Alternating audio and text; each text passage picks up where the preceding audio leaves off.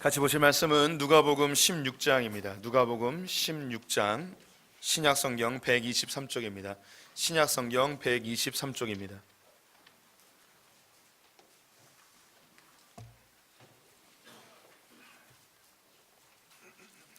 신약성경 123쪽 누가복음 16장 19절부터 31절까지의 말씀을 한 절씩 교독하시겠습니다. 누가복음 16장 19절부터 31절의 말씀입니다. 신약성경 123쪽에 있습니다. 우리 한 절씩 교독하시겠습니다. 한 부자가 있어 자색 옷과 고운 베옷을 입고 날마다 호화롭게 즐기더라. 그런데 나사로라 이름하는 한 거지가 헌데투성이로 그의 대문 앞에 버려진 채 그 부자의 상에서 떨어지는 것으로 배불리려 하며 심지어 개들이 와서 그 헌대를 핥더라. 이에 그 거지가 죽어 천사에게 받들려 아브라함의 품에 들어가고 부자도 죽어 장사되매 그가 음부에서 고통 중에 눈을 들어 멀리 아브라함과 그의 품에 있는 나사로를 보고 불러 이르되 아버지 아브라함이여 나를 긍휼히 여기사 나사로를 보내어 그 손가락 끝에 물을 찍어 내 혀를 서늘하게 하소서. 내가 이 불꽃 가운데서 괴로워하나이다. 아브라함이 이르되 너는 살아있을 때에 좋은 것을 받았고 나사로는 고난을 받았으니 이것을 기억하라. 이제 그는 여기서 위로를 받고 너는 괴로움을 받느니라. 그뿐 아니라 너희와 우리 사이에 큰 구렁텅이가 놓여 있어 여기서 너희에게 건너가고자 하되 갈 수 없고 거기서 우리에게 건너올 수도 없게 하였느니라. 이르되 그러면 아버지여 구하노니 나사로를 내 아버지의 집에 보내소서. 내 형제 다섯이 있으니 그들에게 증언하게 하여 그들로 이 고통받는 곳에 오지 않게 하소서. 아브라함이 이르되 그들에게 모세와 선지자들이 있으니 그들에게 들을지니라. 이르되 그렇지 아니하나이다. 아버지 아브라함이여 만일 죽은 자에게서 그들에게 가는 자가 있으면 회개하리이다. 함께 읽습니다. 이르되 모세와 선지자들에게 듣지 아니하면 비록 죽은 자 가운데서 살아난 자가 있을지라도 권함을 받지 아니하리라 하셨다 하시니라. 아멘. 오늘도 주님의 보좌 앞으로 나오신 성도님들에게 하나님의 은혜와 평강이 함께 하시기를 축원드립니다. 옆 사람에게 반갑게 인사하겠습니다. 하나님 당신 편이십니다. 감사합니다. 우리는 예수님의 비유에 대한 말씀을 함께 살펴보고 있습니다. 예수님은 우리 주변에 흔히 볼 수 있는 소재들로 비유의 말씀을 하셨는데요. 상황과 시대가 바뀌어도 그 메시지가 명확하게 전달되는 장점이 있습니다. 하지만 결코 가볍지 아니하여서 바리새인들이 비유의 말씀을 듣고 예수님을 잡아 죽이고자 할 정도로 강력한 메시지가 담겨 있습니다. 그래서 예수님의 비유의 말씀을 살피는 것은 매우 가치 있는 일인데요. 우리가 12편의 이 비유를 함께 살펴보고 있습니다. 지난주에 본 것은 불의한 재판관에 대해서, 불의한 청지기에 대해서 보았죠. 하나님께서는 우리에게 이 땅에 있는 모든 물질들을 허락해 주셨습니다. 우리 성도님들이 갖고 있는 물질들은 결코 나의 것이 아닙니다. 하나님께서 우리에게 관리하도록 맡기신 주님의 재물이죠. 그래서 우리는 맨몸으로 와서 맨몸으로 돌아가는 것을 이미 알고 있습니다. 그런데 우리가 내 손에 잡고 있는 것이 마치 나의 것인 것처럼 크게 착각할 때가 많이 있죠. 우리 성도님들이 먼저 가지셔야 될 물질에 대한 생각은 우리는 청직이라는 사실입니다. 이것을 잘 사용해야죠. 하나님이 주실 때는 이 목적대로 사용하라는 것입니다. 그럼 이 재물로 뭘 하기 원하시는가? 하나님은 우리에게 친구를 사귀라고 이야기합니다. 사람을 얻는데 사용하라고 이야기를 하고 있죠. 또 더불어서 우리는 물질의 종로로 타면 안 됩니다. 물질을 통치하고 다스리는 물질의 지배자들, 청지기들이 되어야 하는 것이죠. 지난주에 보여드렸던 도표를 잘 기억해 주셨으면 좋겠고, 우리 성도님들 물질의 종로로 타지 않고 물질을 다스리는 선한 청지기들 되시기를 주님의 이름으로 축원드립니다. 오늘은 그 8번째 시간으로요, 부자와 나사로에 대한 이야기를 해보도록 하겠습니다. 오늘 비유에는 부자와 나사로가 등장을 하죠. 이 나사로는 거지입니다. 부자는 죽어서 지옥에 가게 되고 거지 나사로는 천국에 가는 내용입니다. 오늘 본문에는 부자에 대한 이야기는 많이 있는데 나사로에 대한 이야기는 거의 없습니다. 그래서 이 비유는 부자를 상대로 하는 이야기이죠. 오늘 본문을 딱 보면 부자가 지옥 같구나. 예수님이 부자에 대해서 부정적인 이야기를 하시는 듯한 느낌이 듭니다. 또 다른 성경 구절을 보면은 부자가 천국에 가는 것이 낙타가 바늘귀에 들어가는 것보다 어렵다고 이야기하였습니다. 그래서 마치 예수님께서 부자를 부정적으로 이야기하고 부자를 싫어하신다 이렇게 느끼실 수도 있겠지만, 그럼에도 불구하고 우리 성도님들 부자가 다 되고 싶어 하시죠. 할렐루야. 예. 부자가 천국 가기 어렵다고 하지만 그래도 부자가 되고 싶어 하시는 참 희한한 일들. 야, 나는 천국을 1등으로 가기 위해서 가난을 내, 이런 분들이 아무도 없다는 게 참 신기하고 놀랍습니다. 예. 예. 그런데 성경은 부자에 대해서 부정적으로 이야기하는 게 아닙니다. 이 재물이 갖고 있는 독특한 특성 때문이죠. 이 재물을 좋아하게 되어지는 마음은 하나님을 멀리하게 되고 재물의 지배를 당하게 되어집니다. 돈을 사랑하는 것이 이 나쁜 것이지 돈 자체는 나쁜 게 아닙니다. 성경에는 좋은 부자들도 많이 나옵니다. 구약에 욥이 그러하고요.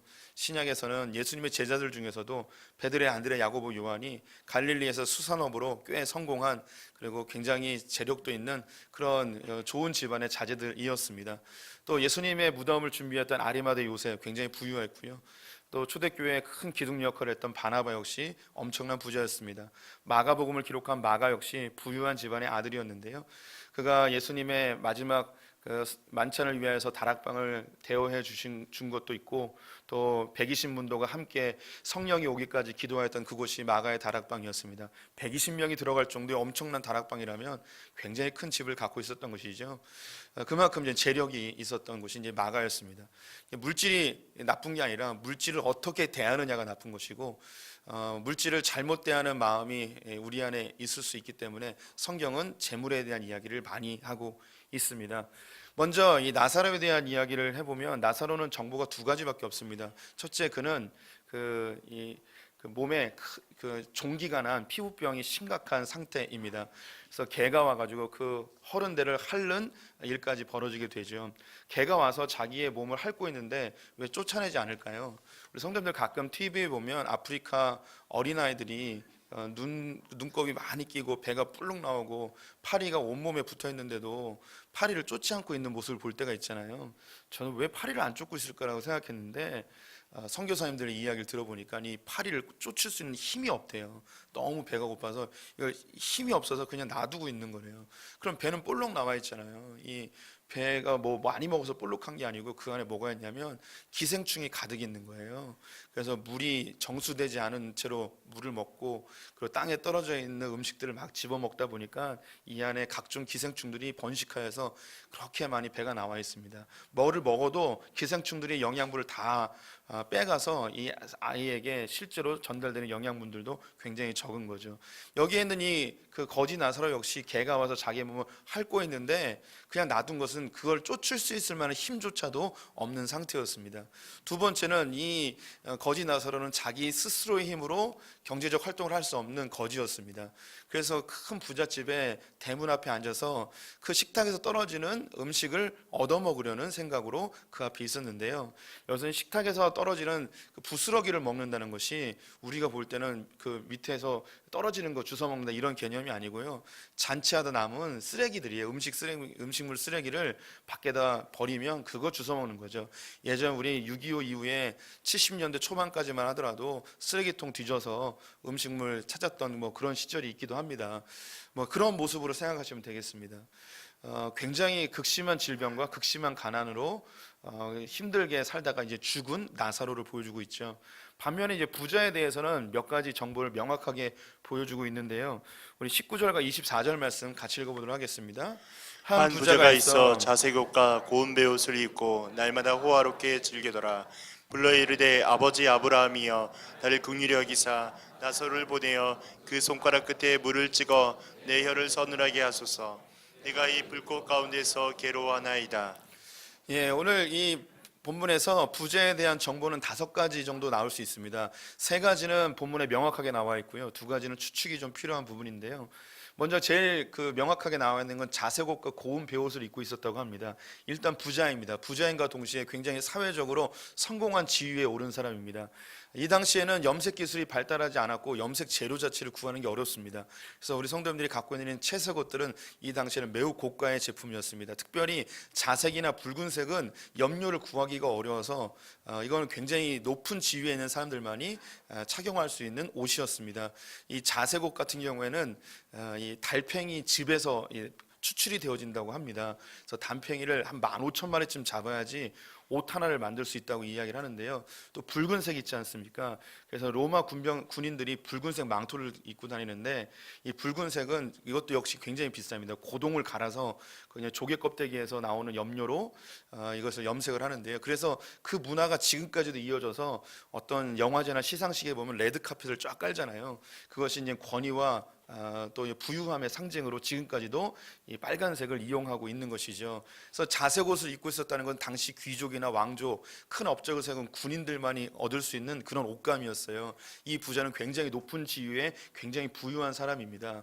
두 번째, 그에 대한 정보는 날마다 호화롭게 즐기고 있었다고 이야기합니다. 이 사람은 더 이상 노동하지 않아도 됩니다. 그의 종들과 그의 하인들이 열심히 일을 해주고 있고, 그가 가지고 있는 재산으로만 하더라도 충분히 먹고 살 수 있고, 거기에 또 다른 부산물들이 나와서 그냥 노동하지 않아도 되죠. 그러면 잔치를 즐길 때 혼자만 즐기느냐? 절대 그렇지 않습니다. 주변에는 고위 관리들이나 또 자기의 주변에 있는 친지들, 가족들, 친구들 다 모아서 날마다 이렇게 즐겁게 유흥을 즐기는 삶을 살고 있습니다.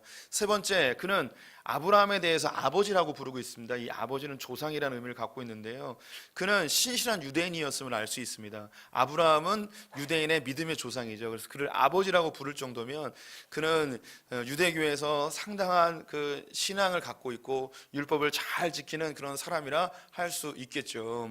이 당시에 유대인들의 문화는요, 율법을 잘 지키고 신앙이 좋으면 하나님이 복을 준다는 생각을 갖고 있었어요. 반대로 신앙을 잘 못하고 율법을 안 지키면 벌을 받거나 그 질병에 걸리거나 사고로 죽거나 가난해지거나 이런 것으로 나타난다는 생각을 갖고 있었습니다. 그러나 아브라함이라고 부를 때에, 나의 아버지라고 부를 때, 그는 상당히 자기 신앙에 대한 자부심도 갖고 있을 만한 그런 괜찮은 종교인이라고 할 수 있겠습니다. 이건 명확하게 나와 있는 것이고, 또 이제 두 가지 정도를 더 이제 추측할 수 있다면, 네 번째 그 부자의 정보를 이야기하자면, 그것은 그는 신실한 유대인이었기 때문에 그렇게 심각한 죄를 짓지 않았을 것입니다. 그래서 613가지의 율법이 있었는데 이것을 잘 지키는 자들 중에 한 명이었으리라고 생각이 듭니다. 누굴 뭐 살인하거나 혹은 남의 것을 빼앗거나 뭐 이렇지 아니하고 아주 그 율법적으로도 철저하게 크게 죄짓지 않은 그런 사람이라 할 수 있겠죠. 또 한 가지 더 추측할 수 있다면, 그는 사악하거나 잔인한 사람이 아닙니다. 자기 집 앞에 거지 나사로가 앉아서 구걸을 하고 있고 음식 쓰레기를 주워 먹고 있는데, 이 거지 나사로에 대해서 잔인하게 너 이 집에 왜 이미지 안 좋아지게 여기 앉아 있어 하면서 내쫓거나 멀리 가게 하거나, 거기서 이제 벗어나지 않으면 몽둥이로 패서 쫓아내거나 그러진 않았어요. 그렇게 사악하거나 악질의 부자도 아니에요. 그냥 아주 평범하고 하나님의 말씀 잘 지키고 신앙생활 하면서 어쩌면 자기의 노력과 열심으로 어느 정도의 지위에 오르는 성공한 한 종교인이었습니다. 이 부자를 보게 되면 오늘날 우리 중상층 이상의 이제 기독교인이라고 이야기할 수 있을 것 같습니다. 우리 성도님들, 난 중산층이 아니니까 나는 여기 해당이 안 되나 보다 이런 생각 하실 수 있겠는데, 우리 성도님들, 제가 여러 번 말씀드린 것 같은데, 성도님들은요 전 세계에서 10% 안에 드시는 진짜 부자들이세요. 그 절대 잊으시면 안 돼요. 우리가 이 대한민국이라는 사회에서 우리가 이제 비교하면서 사니까 내가 가난하다고 느껴질 수 있겠지만 절대 그렇지 않아요. 우리 성도님들 정말 부유하신 분들이에요. 제가 누차 말씀드리죠. 전 세계 50%의 사람이 하루에 2,000원을 못 벌어요. 전 세계 3분의 1의 사람이 하루에 1,000원을 벌지 못합니다. 우리 선생님 어디 나가시더라도요 2,000원 이상은 벌을 수 있어요. 땅바닥만 잘 보고 다니셔도 2,000원을 벌 수 있는 시대에 살아가고 있단 말이에요. 그리고 전 세계에요 차가 있고 자기 집이 있고 일할 수 있는 직장이 있으면 이 사람들은 전 세계 상위 5%에 드는 사람이에요. 우리 가운데 직장 있고 차 있고 집 있는 사람들 상위 5%라니까요. 그 중에 한두 가지 빠질 수 있겠죠. 그래도 10% 안에 들어요. 전기를 마음대로 쓰고요. 더울 때 에어컨 틀고 추울 때 보일러를 틀 수 있는 집에 살고 있다는 이 자체가 너무너무 놀라운 거예요. 제가 인도에 갔는데요. 그 기찻길이 있었어요. 기찻길 옆에 그 사람들이 모여 사는 거예요. 그냥 그 천막치고, 저는 정말 이해가 안 갔어요. 기찻길이 하루에도 기차가 몇 대씩 돌아다니고 건널목이면 빵빵대잖아요. 그렇게 시끄러운데 여기 왜 살까? 너무너무 이상한 거예요. 그 물어봤어요. 여기 왜 사냐고. 그랬더니 그 건널목에요 다른 데는 없는 게 한 가지가 있어요. 뭐가 있냐면 가로등이 있어요. 가로등 때문에 거기 사는 거예요. 그러니까 이 가로등이 있다는 게, 이 불이 들어온다는 게 이 밤을 확보할 수 있거든요. 그 시간을. 그러니까 시끄러운 건 문제가 아닌 거예요. 이 가로등만 있어도 여기 사는 거죠. 그때 얼마나 큰 충격을 받았는지요. 우리 성도님들 진짜 정말 부유한 시대에 살아가고 있습니다. 우리는 신앙생활을 오랫동안 하고 있기 때문에 이 신앙이 우리에게 아주 익숙해요. 또 성도님들은 밖에 나가서 어쩌면 좀 인정받고 사회적으로 성공하고 칭찬받는 분들일 수 있습니다. 또 교회 내에서도 우리 집사님, 권사님, 장로님 이 교회 생활 열심히 하셨더니 이렇게 하나님께서 은혜 주시고 복 주셨네요. 그러면 우리가 좀 겸손하게 이야기하죠. 다 주님의 은혜입니다. 이렇게 겸손하게 이야기하면서도 마음 한켠에서는 그래도 내가 좀 주님께 잘한 게 있으니까, 내가 이런 공로가 있으니까 주님이 이런 복을 주셨지라는 생각이 문득문득 들 때가 있어요. 그런 문득문득 들다가도 이러면 안 되지 하고 또 자기를 자책하기도 하죠. 근데 또 마음속에서 고난을 당하거나 나보다 좀 못난 사람을 보게 되면 저러니까 저렇지, 아니 신앙생활 하려면 똑바로 해야지 하는 그런 비판과 평가의 마음들, 또 충고하고 싶은 마음들이 또 우리 안에 막 올라오는 것을 또 느낄 때도 있어요. 여기에 나와 있는 이 부자는요, 어떤 특별한 되게 상위 최고 고위층에 있는 그런 유가 아니고 바로 우리 성도님들과 저의 모습일 가능성이 매우 많이 있습니다. 이 사람은 곧 나의 모습이고 우리 성도님들의 모습입니다. 그렇다면 이 거지 나사로는 천국에 가게 되었는데 이 부자는 지옥에 갔습니다. 이 거지 나사로에 대한 이야기는 없어요. 왜 천국에 갔는지 이게 관심이 아니에요. 이 본문에서는, 이 비유에서는 왜 이 부자가 지옥에 가게 되었는지, 이게 중심 내용입니다. 그렇다면 성도님들, 왜 이 부자는 지옥에 가게 됐을까요? 그런요, 사회적으로 성공했어요. 그리고 그의 종교 안에서도 인정받는 사람이에요. 특별히 죄진 것도 없어요. 율법도 잘 지켰고요, 말씀도 잘 지키고요, 특별히 사악하거나 잔인하지도 않아요. 뭐 그렇게 잘못했다고 이 부자가 왜 지옥에 갔을까요? 하나님 뭐 이렇게 대단하게 이 사람이 죄졌다고 지옥에 갔을까요? 여기 이제 이러면 우리가 좀 신학적으로 접근하는 분들이 있어요. 이분이 예수님을 몰랐기 때문에 지옥에 갔다고 이렇게 이야기하는 분인데, 나사로는 예수님 알았을까요? 그 이야기를 하는 게 아니에요. 왜 이 부자가 지옥에 갔는가에 대한 이야기를 하고 싶은 거죠. 왜 이 부자가 지옥에 갔는지 이 이야기를 하기 전에 오늘 본문에 보면은 천국에 대한, 지옥에 대한 이야기가 잠깐 언급이 되어져요. 성경에는요, 천국과 지옥에 대한 이야기가 거의 나오지는 않습니다. 왜냐하면 우리에게 이야기하여도 우리가 이해를 못해요. 바울이 천국에 갔다 왔음에도 불구하고 성경에 천국에 대한 이야기를 기록해 놓지 않았어요. 이 천국과 지옥은 우리의 영역에 밖에 있어요. 아주 희미하게 몇 가지 정보만 제공해주고 있습니다.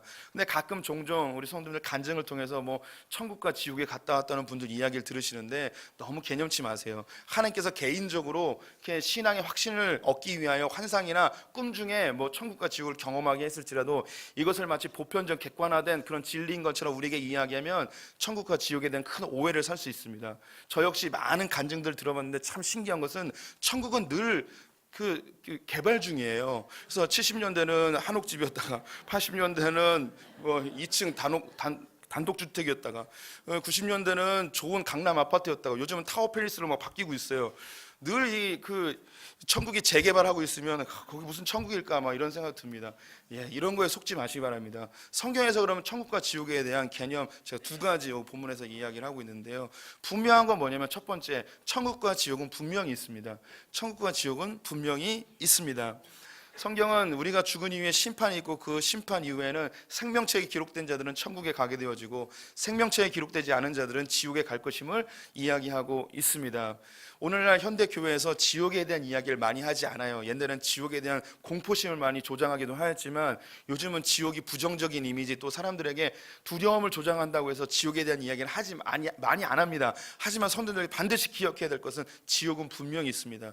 예수 그리스도를 영접하지 않은 자들 지옥에 가게 되어 있습니다. 점점 죽음이 가까울수록 그 천국과 지옥에 대한 개념은 점점 가까워져요. 우리의 육신은 쇠하지만 영이 점점 깨어나거든요. 그래서 우리 성도님들, 지옥이 천국이 분명히 있음을 기억하셨으면 좋겠어요. 그럼 천국은 어떤 곳이냐? 영원히 기쁨과 행복을 누리는 곳이에요. 죽음도 눈물도 고통도 없는 곳이 천국입니다. 그럼 반대로 성경에서 이야기하는 지옥, 성경 구절로 하나 알아보죠. 마가복음 9장 47절 48절 함께 읽습니다. 만일 내 눈이 너를 범죄하게 하거든 빼어버리라. 한 눈으로 하나님의 나라에 들어가는 것이 두 눈을 가지고 지옥에 던져지는 것보다 나으니라. 거기에서는 구더기도 죽지 않고 불도 꺼지지 아니하느니라. 성경에서 지옥에 대한 이야기는 이 구절이 거의 대부분 다 포함하고 있습니다. 성경에서 이야기하는 지옥은 영원히 죽지 않고 고통을 당하는 곳이에요. 성도님들이, 천국은 영원히 죽지 않고 기쁨을 누리는 곳이고 지옥은 영원히 죽지 않고 고통을 겪게 되는 곳입니다. 성경은 아주 간단하게 이야기하지만 그 강도는 굉장히 셉니다. 성도님들, 예수 그리스도를 통해서 구원받은 천국 백성 되심을 기뻐하셨으면 좋겠습니다. 더불어 오늘 본문에 한 가지 정보를 더 주고 있는데요. 26절 말씀 같이 읽어보도록 하겠습니다. 그뿐 아니라 너희와 우리 사이에 큰 구렁텅이가 놓여 있어 여기서 너희에게 건너가고자 하되 갈 수 없고 거기서 우리에게 건너올 수도 없게 하였느니라. 천국과 지옥 사이에는 건널 수 없는 큰 간격이 있다고 이야기합니다. 그래서 여기 왔다 갔다 교류할 수 있는 곳이 아니라는 거예요. 그래서 한 번 천국에 가면 끝이에요. 한 번 지옥에 가면 끝입니다. 교류할 수가 없습니다. 오고 갈 수가 없습니다. 또 이제 천주교에서는 이 천국과 지옥 외에 연옥이라는 개념을 사람들에게 이야기를 합니다. 이거는 인간적인 생각에서 나오게 되어지는데 굉장히 착하게 살았어요. 죄도 안 짓고. 그런데 예수를 안 믿어요. 그럼 지옥에 보내기에 좀 그렇잖아요. 그래서 한 곳에 모아놓습니다. 여기 연옥인 거예요. 교회는 다녀요. 예수는 믿는데 이 사람은 개차반으로 살았어요. 그럼 지옥에 보내기에는 좀 그렇고 천국 가기에도 그러니까 여기에 또 모아놨어요. 여기가 연옥이에요. 그러면 여기에 있는 사람들은 어떻게 되느냐. 일정 기간 동안 그의 자손들이 기도해야 돼요. 자기 조상을 위해서 기도하면 예수 안 믿던 사람도 자손들이 기도 열심히 하면 천국으로 띵 가는 거예요. 기도의 양이 채워지지 않으면 지옥으로 떨어지고, 또 다른 이 죄 많이 지은 예수 믿는 사람 역시 기도 많이 하면 천국 가고 기도 많이 안 하면 지옥으로 떨어지는 이런 개념의 연옥을 이야기합니다. 성경엔 연옥이란 개념이 없습니다. 성경은 지옥과 천국밖에 없습니다. 그리고 이 사이는 간격이 너무 넓어서 교류할 수 없음을 이야기하고 있죠. 그러면 천국과 지옥에 대한 개념 여기서 마무리하고요. 그렇다면 이 부자는 왜 지옥에 가게 되었을까요? 우리 성도님들과 함께 하나씩 살펴보도록 하겠습니다. 첫 번째, 오늘 본문에서 나오는 이 부자가 지옥에 가게 된 이유, 오늘 본문 20절, 21절 말씀 같이 읽어보도록 하겠습니다. 그런데 나사로라 이름하는 한 거지가 헌데투성이로 그의 대문 앞에 버려진 채 그 부자의 상에서 떨어지는 것으로 배불리려 하매 심지어 개들이 와서 그 헌데를 핥더라. 이 부자가 지옥에 가게 된 첫 번째 이유는 뭐냐면, 이 가난한 거지 나사로가 자기 문 앞에 있었는데 그에 대하여 적극적이고 능동적으로 그를 돕지 않았다는 거예요. 여기 보면 예수님이 그 대문 앞에 버려두었다고 이야기하고 있습니다. 버려놨대요. 그가 이렇게 가난하고 이렇게 병든 것은 그의 책임이라는 거예요. 그래서 이 고통을 당하는 것은 그의 몫이라는 거죠. 쓰레기를 뒤져서 먹든 땅에 떨어진 것을 먹든 이 부자는 이 가난한 거지 나사로에 대해서 적극적이고 능동적으로 그에 대하여 도우려 하지 않았습니다. 그 이유는 그가 물질주의적인 가치관을 갖고 있기 때문이죠. 내가 하나님께 잘하였기 때문에 나는 복받는 것이 이거 당연한 일이고, 쟤는 하나님께 열심히 안 했기 때문에 저런 형편에서 고통당하며 사는 것은 마땅한 그의 몫이야 라고 생각을 하는 거죠. 우리가 신앙생활하면서 크게 잘못할 수 있는 부분이 바로 이 공로주의, 율법주의입니다. 내가 누리고 있는 것이 내가 잘해서 하나님께로부터 받은 상급이라고 생각하면 큰 오산입니다. 또 반대로 누군가 겪고 있는 이 고난이 그 사람이 잘못 살아서 그렇게 된 것이라고 그냥 판단해버리면 큰 오류에 빠질 수 있습니다. 사실 우리의 삶에 겪는 많은 고통들은 자기의 몫으로 인하여 나타난 경우가 있습니다. 자기의 잘못이나 자기의 죄의 결과로 겪는 고통들 분명히 있습니다. 하지만 사회적 부조리나 혹은 내가 뜻하지 않은 자연재해나 기근 등에 의해서 경제적 어려움으로 인해서, 국가적 경제적 어려움에 의해서 사람들이 고통을 겪는 경우들이 있습니다. 또 태어날 때부터 그의 가정 환경과 그의 배경 속에서 고통을 당하는 사람들도 나타날 수 있다는 것이죠. 그래서 성경은요, 우리에게 적극적인 그리고 능동적인 나눔을 우리에게 이야기를 하고 있어요. 우리 성도님들이 나 하나만 잘 먹고 잘 사는 것에 신앙생활에 초점을 맞추면 큰 오류에 빠지게 됩니다. 이 사람이 왜 지옥에 가게 되었는가? 가난한 거지 나사로에 대해서 능동적이고 적극적인 섬김을, 사랑의 실천을 하지 않았다는 것이죠. 우리 성도님들, 이 세상은 하나님께서 만드셨지만 죄로 인하여 오염되었습니다. 그래서 이 세상은 수직의 질서로 흐르고 있습니다. 많이 가진 자는 더 많이 갖게 되고, 높은 자는 가난한 자를 억압하여서 자기가 더 편안하게 살고자 하는 것이 이 세상 문화예요. 근데 하나님께서 만드신 세계는 수평의 문화입니다. 수평의 질서예요. 그런데 죄로 인하여서 이게 이그러졌기 때문에 하나님은 자기의 백성들에게 이 수직의 질서를 할 수 있거든 최대한을 노력을 하여서 수평의 질서로 만들라는 거예요. 이 질서가 이루어져야지 하나님 나라가 이루어진다는 것이죠. 하나님이 만드신 조직은 두 가지가 있는데요, 하나는 가정과 하나는 교회입니다. 이 두 조직에서 이 하나님의 수평의 질서가 이루어져야지 화평이 있어요. 교회는 뒤로 하고요, 가정을 예로 들어보도록 하겠습니다. 가정에서는요, 강한 자가 약한 자를 섬기게 되어 있어요. 부유한 자가 가난한 자를 섬기게 되어 있다고요. 이것이 뒤바뀌어 버리면 이 집안은 엉망진창이 되어져 버립니다. 예를 들어 우리 성도님들이 부모이고 자식을 낳았습니다. 누가 더 힘이 세겠습니까? 당연히 부모가 힘이 세겠죠. 그럼 당연히 힘센 부모가 힘이 약한 아이, 돈이 아무것도 없는 이 아이를 섬겨줘야 되는 거예요. 무한으로 섬겨줘야 되는 거예요. 그래서 수평이 맞춰져요. 그래서 이 가정이 아름다워지는 거죠. 그런데 이것을 거꾸로 바꿔보겠습니다. 부모가 힘이 세니까, 아버지가 힘이 세니까 자식이 걷는 때부터 초콜릿과 껌을 쥐어준 다음에 앵벌이를 시키는 거예요. 안 벌어오면 패는 거죠. 이런 분들 못 보셨죠? 저는 봤어요. 이 집이 뭐가 되겠습니까? 남자와 여자가 있습니다. 남편과 아내가 있죠. 누가 힘이 셉니까? 당연히 남자가 힘이 세죠. 그럼 여자를 패는 거예요. 말 안 들으면 때리는 거죠. 나가서 돈 벌어 오라는 거예요. 내가 시키는 대로 다 하라는 거죠. 힘이 세니까 하나님께서 주신 그 힘으로, 강함으로 그를 섬기고 돌보고 나누어 주는 게 아니라 자기의 힘으로 억압하고 이용하게 되어지면 그 가정은 엉망진창이 되어집니다. 시간이 좀 지납니다. 그러면 자녀가 힘이 세지고 부모는 힘이 약해지게 되어지죠. 정상적인 가정이라면 힘이 강한 자녀가 힘이 약한 부모를 돕게 되어 있습니다. 이게 아름다운 하나님 나라가 되는 것이죠. 하지만 이게 어그러지는 경우가 있습니다. 자녀가 힘이 세지니까 부모를 무시하고 부모를 버리고 부모에게 공급해야 될 마땅한 것을 공급하지 않게 되어지면 이 가정에 문제가 생기는 거예요. 이게 하나님 나라예요. 가정에서부터 하나님 나라가 이루어지는 걸 우리에게 알려주시는 거죠. 그래서 성경에서는 이렇게 가진 자와 먼저 된 자와 높은 자가 가난하고 연약하고 없는 자를 섬기라고 하는 것, 다른 말로 이걸 사랑이라고 이야기합니다. 이 사랑은요, 도덕적 윤리적 개념이 아니에요. 이거는 하나님 나라를 이룰 수 있는 유일한 방법이에요. 그래서 기독교를 사랑의 종교라고 이야기하는 거예요. 가장 높으신 예수 그리스도께서 가장 낮은 우리를 위해서 자기의 모든 것을 다 주어주심으로 인하여 우리가 예수 그리스도와 같은 형제가 되어지는 수평이 이루어졌단 말이죠. 사랑은 기독교의 가장 중요한 가치이고 하나님 나라를 이루는 유일한 방법인 거예요. 그런데 이 부자는 이 나눔, 사랑, 적극적이고 능동적인 나눔을 하지 않은 거죠. 이 하나님 나라가 가장 강력하게 임했을 때가 언제냐? 바로 초대교회 때의 모습입니다. 성령이 강림하셨을 때의 모습인데요. 사도행전 2장 44절 47절 말씀 같이 읽어보도록 하겠습니다.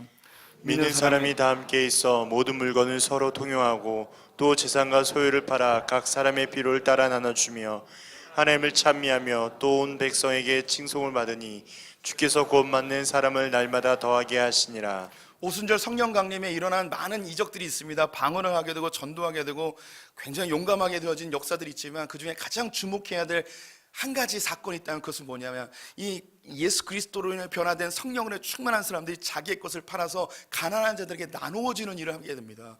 그 중에 가장 두드러지게 나타났던 한 사람이 바나바라는 사람이었어요. 이게 초대교회에 일어난 일이에요. 하나님으로 인하여서 자기의 것을 나누는 적극적이고 능동적인 나눔을 이 당시에 실천하고 있었던 것이죠. 그래서 기독교는 늘 2000년 역사 속에서 이 능동적인 섬김과 나눔을 실천해 왔습니다. 그런데 오늘날 한국 교회가 많이 부유해졌는데 이 실천이 잘 이루어지지 않는 듯하는 안타까움이 있죠. 그럼 이런 질문을 하게 됩니다. 목사님, 그러면 내가 어느 정도까지 나눠야 되는 겁니까? 도대체 이 초대교회처럼 내 거 막 다 팔아가지고 다 나눠줘야 되는 공산주의에 돼야 됩니까? 이렇게 이야기하는 분들, 그래서 성경은 다 알려주고 있어요. 제가 지난 시간에 도표 하나 보여드렸잖아요. 11조를 세 가지를 드려야 된다고 말씀드렸어요. 구약에는요 11조가 세 종류가 나와요. 성전에 드리는 11조와 레위인에게 드리는 11조와 그리고 가난한 자, 고아와 과부를 위한 11조가 있어요. 바로 10분의 1 정도만 다른 것으로 흘려보내면 돼요. 적극적이고 능동적인 나눔의 실천으로 이걸 해야 되는 거예요. 지난주 도표에는 부모, 이웃이라고 제가 표현해 놨어요. 성도님들의 재정 중에 10분의 1 정도는 반드시 능동적이고 적극적으로 다른 사람에게 흘려보내는 연습을 하셔야 돼요. 이걸 왜 해야 되는가? 우리는요 물질을 붙들고 있으면 물질주의 가치관에 그냥 사로잡히게 되어 있어요. 이것을 타파할 수 있는 방법은 난 물질에 사로잡히지 않아, 난 돈을 사랑하지 않아, 이렇게 마음가짐 한다고 주문 외우듯이 한다고 주님 내가 물질에 사로잡히지 않게 해주십시오라고 기도한다고 되는 게 아니에요. 이건 적극적으로 능동적으로 나의 것을 나눌 때에 이 물질주로부터 해방될 수 있는 거예요. 주님이 우리를 위해서 나누라 그러는 거예요. 나를 살리기 위해서. 더 적극적으로 이야기할까요? 지옥 안 가게 하기 위해서. 하나님 포기하고 물질을 잡는 사람이 되지 않게 하기 위해서 우리에게 능동적인 나눔을 이야기하고 있습니다. 이 부자가 지옥에 가게 된 두 번째 이유가 무엇인가? 24절, 27절 말씀 같이 읽어보도록 하겠습니다. 불러 이르되 아버지 아브라함이여 나를 긍휼히 여기사 나사로를 보내어 그 손가락 끝에 물을 찍어 내 혀를 서늘하게 하소서. 내가 이 불꽃 가운데서 괴로워하나이다. 이르되 그러면 아버지여 구하노니 나사로를 내 아버지의 집에 보내소서. 이 부자가 지옥 불 속에 있다 보니 너무 목이 말라서 저 천국에 보이는 아브라함에게 이야기를 합니다. 아브라함 품에는 지금 나사로가 안겨 있었거든요. 아브라함, 나의 아버지 아브라함이요, 내가 너무 목이 마른데 그 나사로를 시켜가지고 손가락에 물 한 방울만 찍어서 내 입에 좀 넣어주십시오. 그 다음에 천국과 지옥이 멀어서 멀다 이야기하면서 그러면 이 나사로가 나한테 못 오면 그러면 부활시켜가지고 나의 형제 5명인데 그 사람에게 좀 가가지고 나의 형제들에게 가가지고 이렇게 살지 말라고, 그러면 지옥 온다고, 좀 똑바로 살아서 나눔의 실천을 좀 하여서 천국 가라고 좀 얘기 좀 해주라고. 그런데 나사로를 보내서 얘기하라고. 지금 여기서 느낌이 오십니까? 이 부자가 나사로에 대해서 어떻게 생각하고 있는지. 나사로는요, 이 부자의 종이 아니에요. 노예가 아니에요. 하인도 아니에요. 그런데 지금 뭐 하고 있냐면 아브라함한테 나사로 걔는 가난하고 병들고 거지니까 내가 말하면 들어야 된다는 거예요. 완전히 계급의식으로 완전히 그의 사고가 완전히 점철되어 있는 거예요. 지옥에 가서도 지금 그 생각을 하고 있는 거예요. 나사로 걔는 형편없는 놈이니까 나 같은 부유한 사람이 이야기하면 말을 들어야 된다는 거죠. 아브라함에게는 아예 부탁을 못해요. 아브라함이여 내게 입에 물을 좀 주십시오라고 아브라함에게 이야기하지 않아요. 내 형제들에게 아브라함께서 좀 가셔서 이야기하라고 높은 사람에게는 이야기하지 못하고 자기 밑에 있는 사람에게는 떳떳하게 마치 자기의 종인 것처럼 가서 시키라고 이야기를 하고 있습니다.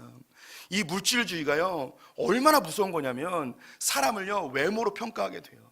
그래서 나보다 좀 높이 있는 사람이면 굽신되게 되고 나보다 형편없는 사람에게는 무시하게 되어지는 희한한 계급 문화를 만들어 버려요. 이 기독교는요 누차 말씀드리지만 수평의 질서예요. 기독교가 망하려면 계급이 생기면 망합니다. 천주교는 지금도 계급이 있어요. 종교개혁하면서 이 계급을 다 파괴하고 모두가 주님 안에서 형제 자매임을 이야기합니다. 우리 성도님들이요 여기서 벗어나는 게요, 물질주의에서 벗어나는 게 쉬울 것 같죠? 절대 쉽지 않아요. 너무너무 어려워요. 정말 노력해야만 이게 가능해지는 일이에요. 성도님들 예를 들어보겠습니다. 목회 10명 하는 목사님하고 한 10,000명 목사님하고 누가 더 훌륭한 목사님이고 누가 더 성공한 목사님입니까? 제가 굳이 이야기하지 않아도요 딱 느낄 거예요. 우리는요 눈에 보이는 대로 평가한다니까요. 저는 그래서 목사님들 잘 안 만나요. 저도 물질주의에 사로잡힌 목사라서요 저보다 큰 교회 목사님 만나면 주눅 들어요. 열받고요. 내가 뭘 못나서 내가 저렇게 못하는가. 또 반대로요 좀 저보다 작은 교회 목사님들 만나잖아요. 어깨가 막 이렇게 펴지는 거예요. 뭐 내가 목회를 잘하고 막 이렇게 잘해서 자꾸 가르치려고 그러고요. 막 그러는 거예요. 그래서 부유한 목사님도 안 만나고요. 조그만 목사님도 잘 안 만나고 그냥 혼자만 우리 교육자들하고 맨날 놀고 있어요. 그래서 목사님들 만나고 오면 막 그냥 막 괴로워요. 주눅들은 내 모습에 열받고요. 내가 또 교만해지는 내 모습 또 열받고요. 여기서 벗어나는 게 진짜 어려워요.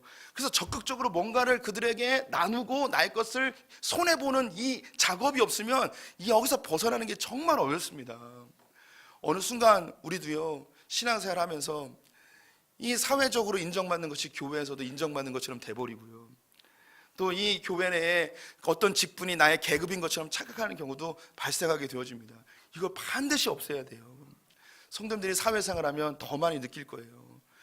그 호텔에 뭐 바이어나 또 이 사업차 비즈니스 차 누굴 만나러 갔는데 안 좋은 차 타고 가면요 발레 파킹도 안 해줘요. 또 저기 구석 있는 파킹장에 파킹하라고 이야기하고요. 그래서 성도님들은 사업하다 보면 어쩔 수 없이 내 분에 맞지도 않지만 큰 차를 타게 돼야 되고 좋은 차를 타야 되는 그런 상황이 오기도 한단 말이죠.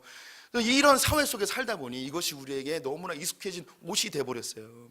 이 부자는요 늘 시키고 늘 명령하고 자기는 아무것도 안 해도 되는 그런 물질주의 계급 사회에서 살다 보니까 그 나사로에 대해서도 그냥 함부로 저 천국에 있는, 아니 따져봅시다. 천국에 있는 사람이 높습니까? 지옥에 있는 사람이 높습니까? 예, 근데 막 시키는 거예요. 이 물질주의에 사로잡히면 이런 계급의식에 사로잡혀요. 정말 신실한 기독교인들은요 자기가 높으면 높을수록 더 섬기려고 애쓰고 몸부림치는 거예요. 그래도 안 되는 게 이 계급 문화에서 벗어나는 거예요. 하나님요 우리의 외모를 보지 아니하고 중심을 보세요. 우리 옆에 있는 사람들은 다 하나님의 걸작품들이고요, 하나님의 형상이에요. 예수 그리스도께서 십자가에 돌아가시면서 우리를 구원하셨단 말이죠. 하나님이 우리를 어떻게 생각하시는지 이사야서 43장 말씀을 통하여 함께 읽어보겠습니다. 대전하는 여호와 내 하나님이요 이스라엘의 거룩한 이요 내 구원자임이라. 내가 애굽을 너의 속량물로 구스와 스바를 너를 대신하여 주었노라.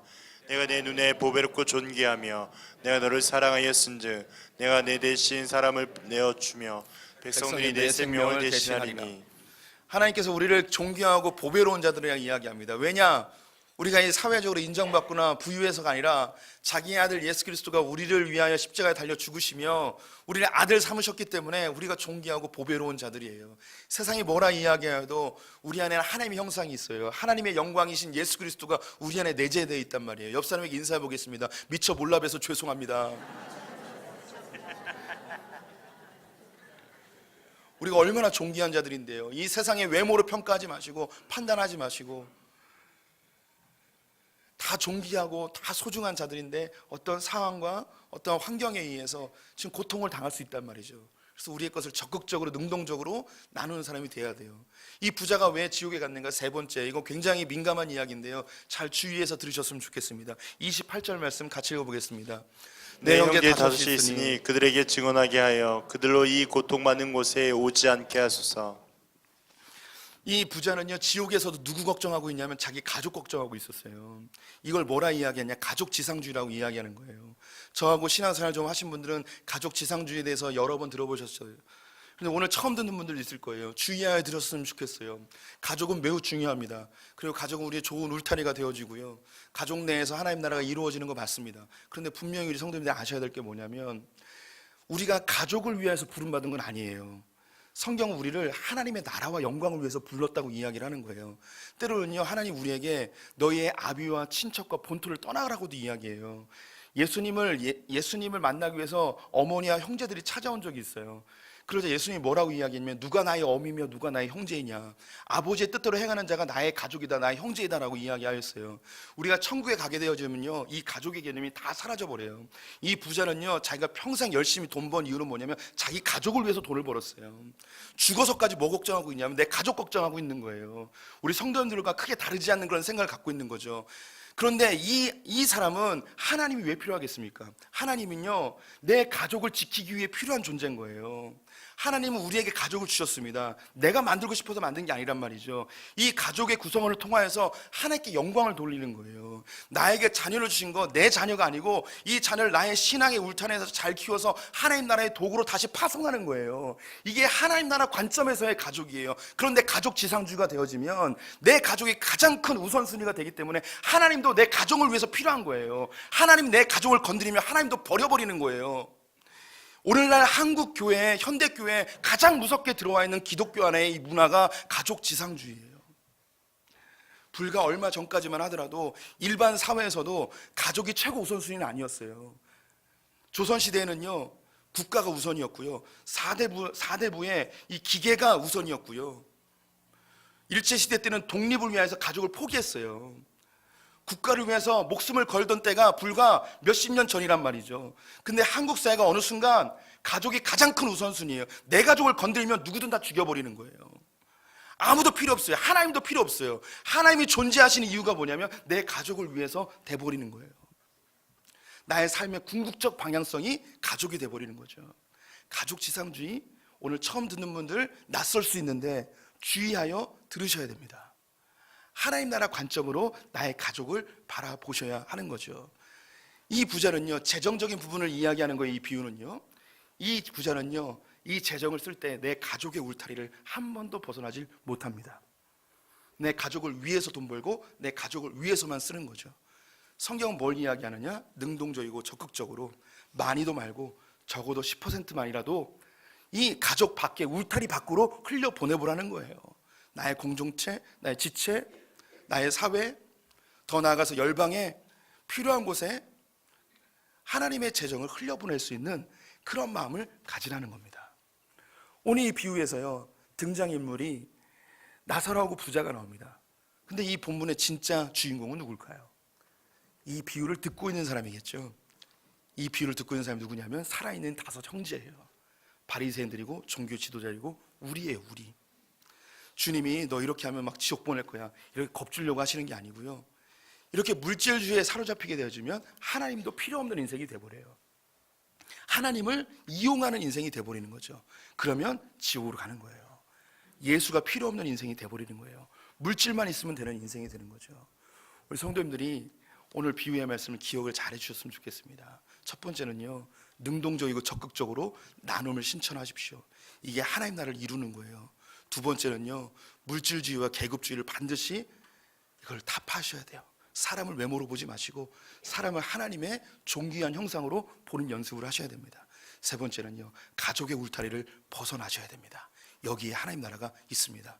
마태복음 말씀 한 구절 읽으면서 설교를 마무리해 보겠습니다. 오직 너희를 위하여 보물을 하늘에 쌓아두라. 저기는 좀이나 등록이 해하지 못하며 도둑이 구멍을 뚫지도 못하고 도둑질도 못하니라. 내 보물이 있는 그곳에는 내 마음도 있느니라. 기도하겠습니다. 하나님, 물질의 세계를 살고 있다 보니 물질의 종로를 탈 때가 많이 있고 물질이 마치 나의 노력의 결과인 것처럼 생각할 때도 많이 있습니다. 이것이 하나님의 선물임을 기억하고 올바른 청지기들 되게 하여 주시옵소서.